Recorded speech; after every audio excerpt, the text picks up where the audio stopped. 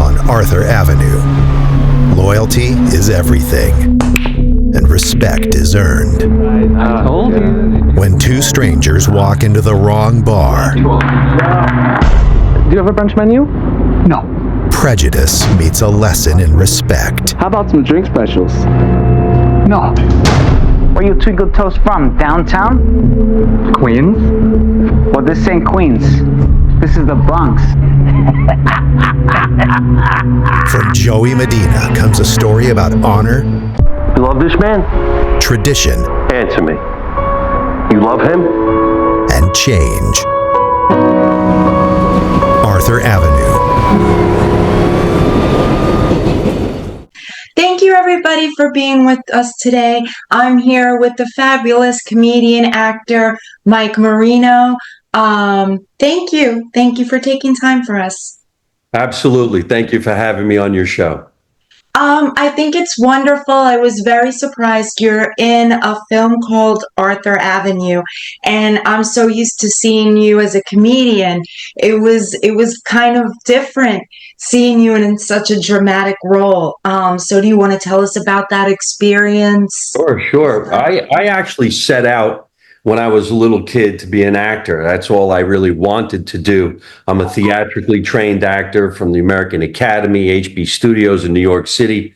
I never thought I was going to be a stand-up comedian. It didn't happen until I was in my early 30s that I knew I had a flair to crack a couple of jokes. And as a comedian, you can create your own career. You can go out and go to clubs and hone your craft. Whereas as an actor, kind of got to wait for an agent to get you an audition, and then you got to hope that you get the role. So in the last, let's say, 20 years, I've gotten all my acting roles because someone saw me doing stand-up. Wow. See, yeah, you've paved your own way, basically. You have to. I really believe you have to. I mean, I'm not a sit-at-home type guy, wait for it. I think if you sit at home in the entertainment business, you're going to get yourself a job at Home Depot eventually. So fast forward, I always wanted to play a mobster, and I played I was in a bunch of different mob movies, and I used to do the joke because I had blonde hair and blue eyes. I was always the Irish cop that they whacked in the first 60 seconds of the movie. But now it seems like I'm getting more and more tough guy roles. Hence, Arthur Avenue. Right. No, it's a great film, and you brought like a very sincere depth to the character, I feel. So you're preparing wise, right? How is that different going on set versus going on stage to do your comedy show? Well, going on or stage, is it? it's different. Yeah. Going on stage to do stand-up, you have to perform your own act, all your own lines, everything that you write it yourself. Well, at least I do in my case. So when you go on stage, it's night after night after night of repetition until your joke gets so good, then you rewrite it and then write something else. But when you're doing a movie, it's somebody else's dialogue. Someone else wrote it for you. It's somebody else's idea. So naturally, you got to study your lines, try to memorize it as much as you can, and then portray what you think is what they wanted. So here you are on a set of a project called Arthur Avenue. I know the director. That's how I got the role. However, I did still have to audition. And that's Joey Medina, who's an actor / stand-up comedian. He's a radio personality, and he's directing and writing and creating. So like me, he's doing the same thing. However, I never directed a short like that. Well, when I went behind the camera, we went on set, he kind of whispered in my ear. He goes, I need that tough guy from the streets of Arthur Avenue, but we're going to have a little bit of a twist. So it's the same type of guy, but when it comes to the depth of what's going to happen, we're going to see a mild side of this tough guy. Mm-hmm. And away we go. And I'm happy that I did it. I got a Best Actor award, I think 3 or 4 times. Wonderful. Yeah, no, well deserved, because you have embodied that persona of like, oh, like when you first come on the scene, you're just like, oh, this could go a lot of ways. That very like, oh, is people could, bodies could start falling here. But no, so you did bring that genuine sincerity and, like you say, that gentle side. Yeah, no, so very well done. I could see why you won those awards. Definitely. Yeah, also on set with some really great actors, and they made you become who you are, and then a great director, Joey Medina. And the funniest thing is, when I did go on set in the beginning, I actually didn't know that that's what was going on. I thought he was just going to be a nasty guy and take care of these guys in a certain way. But when Joey whispered in my ear after a couple of takes, he goes, no, that's not what's going on. What's going on is you're going to find out and they're going to find out. So I don't want to ruin the surprise.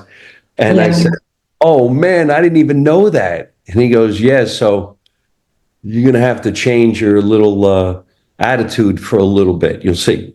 So when I did, I guess almost in the surprise of changing my viewpoint, I became more natural.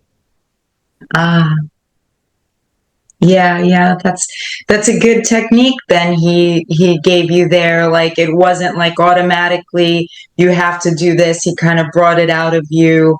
Yes, you're right. Yeah, the notes he gave me, I'm like, what? What's going on? Oh, shit. Okay, let's do it again. Awesome. Yeah, no, it is a fabulous movie. Yeah, no, you did really, really, again, great job. I wonder, like, who are some of the actors you look up to then, being that, you started out that way as well as an actor? Like, was there a certain actor that made you go, yeah, I want to do this too? Well, when you're younger, everybody wants to be Robert De Niro. At least I did.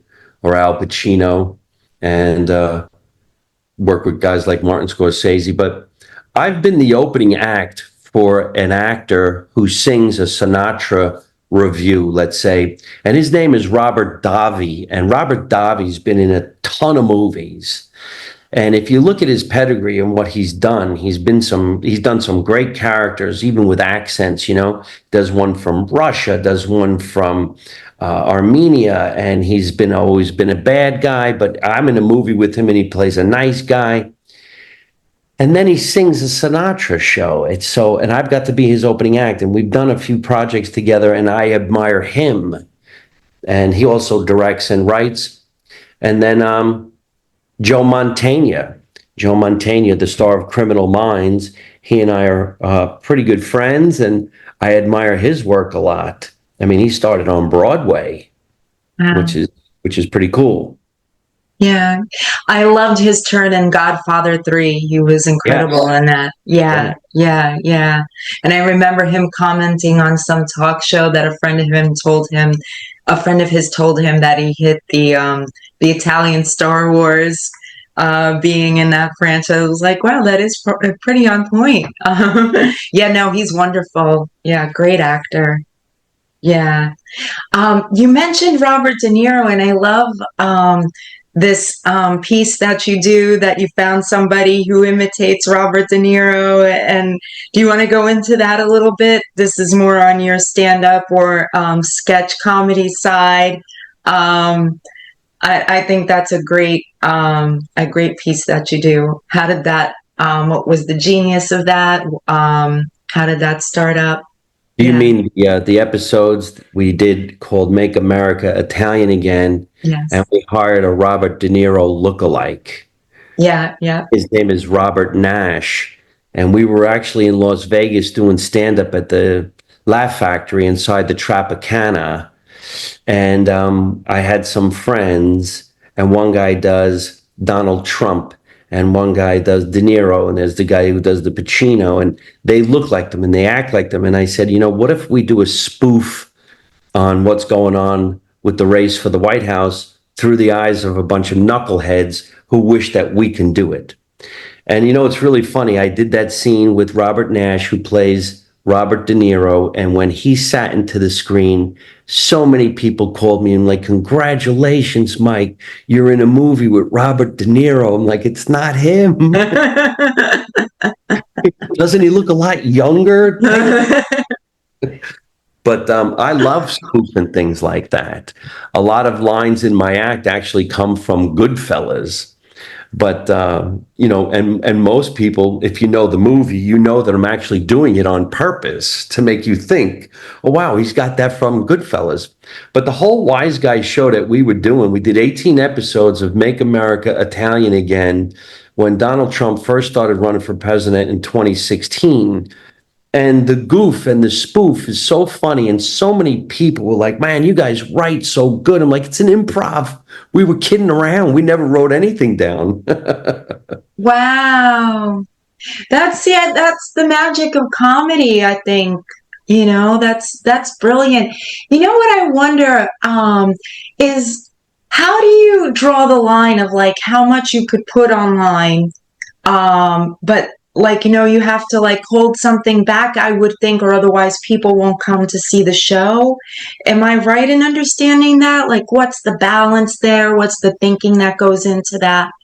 Because I think it's a lot harder than it looks, right? I think great comics make it look so easy, right? Well, you're absolutely 100% right, because, one false move, you could lose your fans pretty quickly.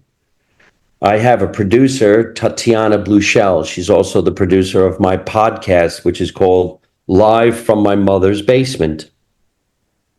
She's always watching what I say and what I do. And, just the other day, I was doing my live feed on Instagram and I says, I can't believe the riots of Los Angeles. And she called me up and said, don't say that. Wow. There's a protest down there. Say you're really unhappy about what's going on. And then you realize, you don't want to lose anybody in your anger, because really deep down, I'm just wish that wasn't happening. Sure. I don't take sides, but come on. But you're all hurting each other. And so you try to put that into jokes. And then the other thing is, do you do clean material? Do you do dirty material? Do you do blue? Do you do XXX? I'm not a political humorist. I try to do something for everybody. It's really not easy. Somebody's going to get angry no matter what you do. But so far, so good, and I'm not stopping. Thank God. Yeah, no, like I said when we spoke earlier, I really think it's so important, just to bring some levity, some humor, like you said, with everything going on, like who wants to turn on the news? Rather listen to you, satire it. And, I loved when you were, in the bit that you have with a New Jersey Italian running for president, so, I think that's so needed. I'm sure you must get that all the time. There's always a story behind something that gets done from an actor, let's say. So the clip I did about if we had an Italian president, we would whack Osama bin Laden. Well, obviously that was done at the time we were looking for Osama bin Laden, and it went on a talk show. But I had to beg to get on that show for a year. Really? And then when I went down and I finally got booked to do the show because a friend of mine took over the casting, I go do the show and he says to me, you need to hit a home run. Come on, man, knock it out of the ballpark. And I go, I have an idea. What if I did this joke about what I would do if I was running the country? And he goes, no, don't do that. I'm like, come on. I think it's timely. Well, I did it anyway. #1 joke told worldwide. It went to 14, 15 million views in 3 months. Wow. So who knows? Yeah. And at that time, none of the comedians would actually get out of the chair. Everybody just sat there and talked. And I'm like, I don't know. I'm feeling I gotta get up. And I stood up and everybody's like, oh my God. And it worked like a charm. And then I got a part in a movie. Awesome. See, See how crazy? yeah, yeah, just taking a risk and trusting your instincts. Yeah. Which movie was it that you ended up? There's a movie I'm in now. It's actually just came out on, now it's on Amazon and Hulu and a bunch of different streaming services. It's called Silent Partners. And Silent Partners is the true story of a mobster back in the 80s in Miami. And I play an underboss. Literally. Oh, wow. So yeah, it's actually about maybe, let's say, a fourth or fifth lead. I'm getting some good press. Wonderful. Was it shot in Miami or Yeah, Miami. what was that experience like? Like it must be so gratifying feeling that inertia going from project to project like that. Don't get me wrong. I don't get to go project to project. I wish I did. Especially as an actor. As a stand-up, I'm loaded for the year, but I mean, I hustle and I've been doing stand-up for 32 years. But as an actor, I wish I got offers like that all the time. I don't. But recently, I filmed another comedy special. And this comedy special, we filmed at my high school. And the whole theme is back to school with Mike Marino, where I started stand-up at the age of 16 or 17 when I was acting in school. I hosted a variety show. So here it is all these years later, and I'm standing on the same stage. And this time there's 10 cameras, a big production company, 900 people, and it's going to come out. And when that comes out, hopefully that'll turn into a TV series about my life growing up in this beautiful little suburban town. Wow. Wow, that's so neat to be able to go full circle like that. It is, Yeah. actually. That's awesome. Have people from your hometown reacted to that? That this is that this is happening. That this is in the ether. Like, what's Yeah. what feedback do you get?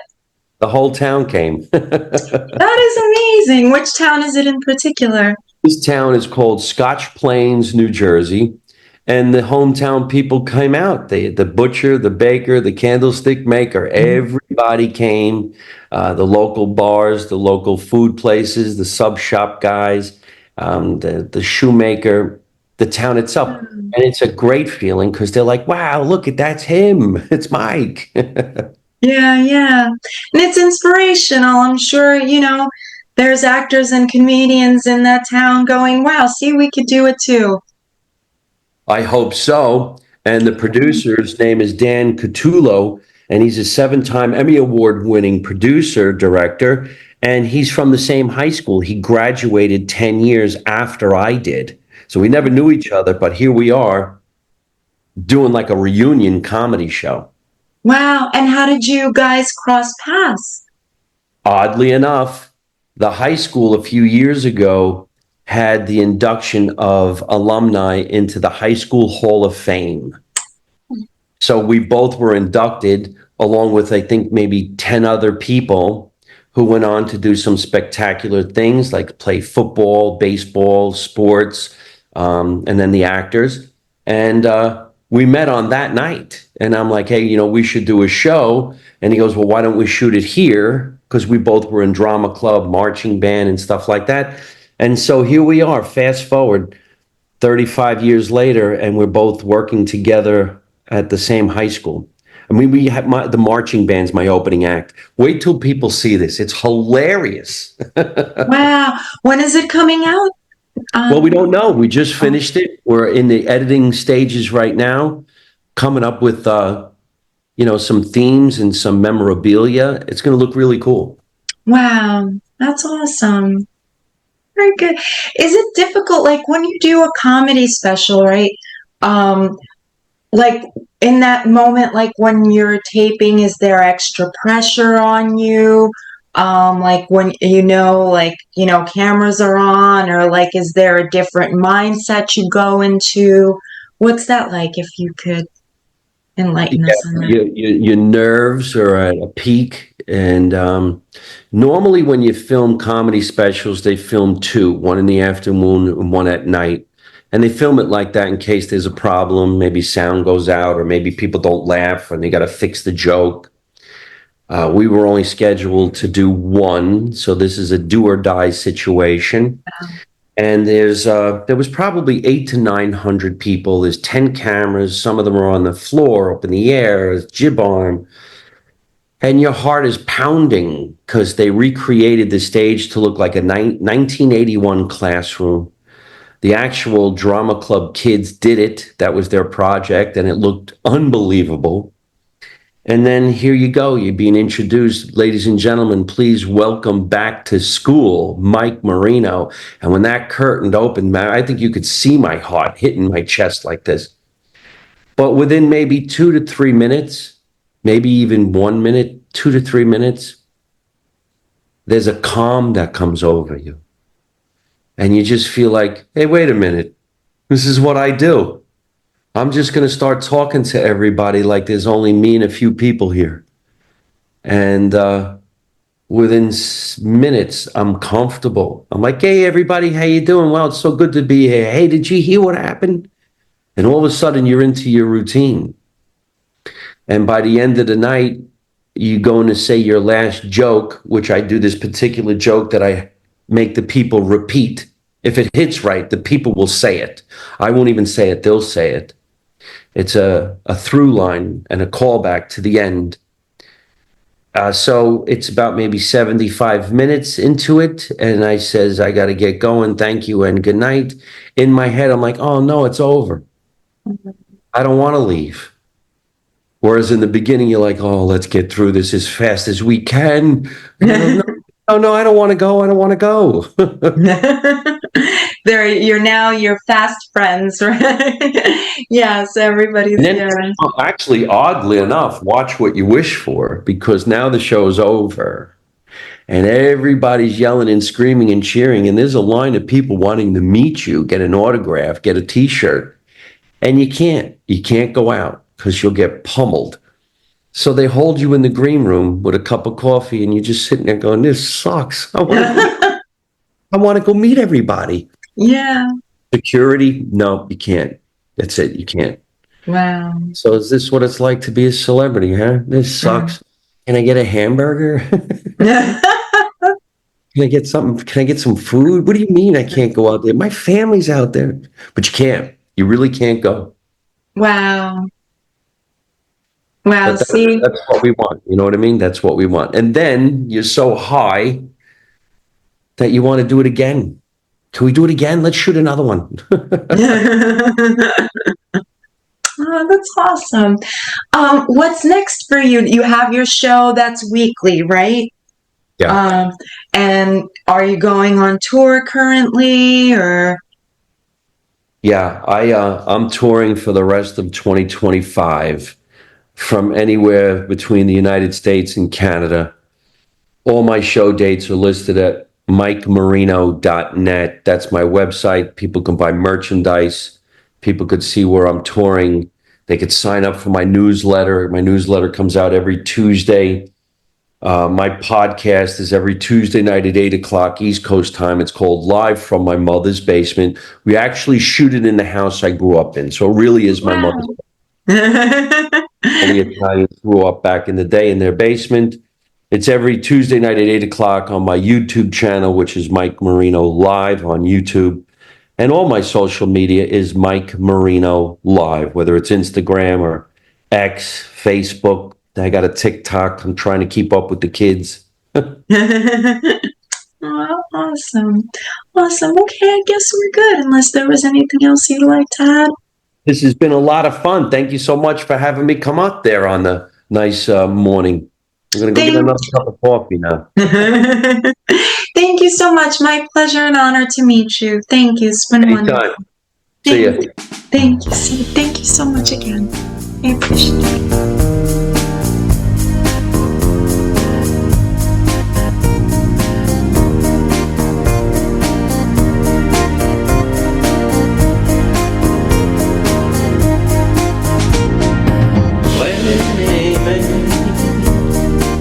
Yeah.